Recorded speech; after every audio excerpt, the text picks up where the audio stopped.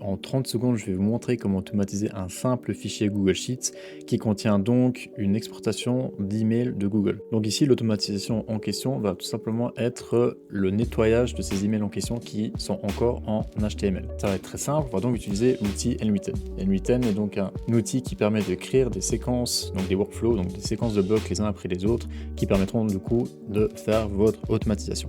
Donc ici, dans un premier temps, on va donc ajouter un trigger. Un trigger, qu'est-ce que c'est? C'est ce qui va permettre de lancer votre automatisation.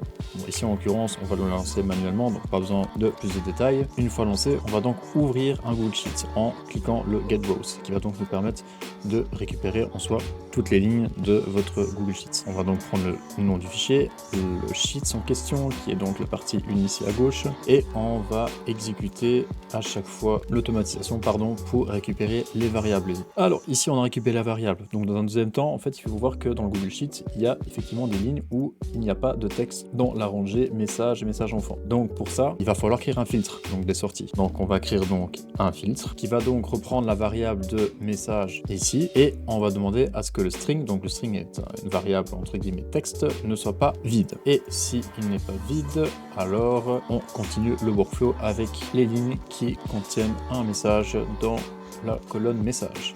Une fois qu'on a ça, on va maintenant devoir les nettoyer. Donc pour les nettoyer, on va donc utiliser la fonction code en JavaScript. Donc ici, moi j'ai déjà un code qui a été fait, que j'ai créé via Claude. Donc Claude Anthropic, vous pouvez vraiment demander ce que vous souhaitez en expliquant bien sûr dans les détails, et il va vous créer le code adéquat. Donc ici le code est fait. On va donc redemander à lancer à chaque fois l'automatisation pour être sûr d'avoir vraiment à chaque fois les variables, ou alors on peut pin, mais bon, ça je ne vais pas expliquer maintenant. Donc voilà, ici on a 2126 résultat. Vous pouvez voir ici effectivement que tous les emails ont été nettoyés et qu'il reste uniquement les sauts à la ligne. Mais maintenant, en dernier, on va devoir donc les mettre dans le Google Sheets. Donc maintenant, on va faire appel au bloc Append or Update Row, qui va donc permettre la mise à jour d'une ligne dans Google Sheets. Donc reprendre le fichier en question. Alors normalement dans Column Match, on pourrait mettre normalement le numéro de ligne, sauf qu'ici on peut pas le faire. Je ne sais pas pourquoi, ce n'est pas habituel, mais c'est pas grave, on va donc se référencer sur le message.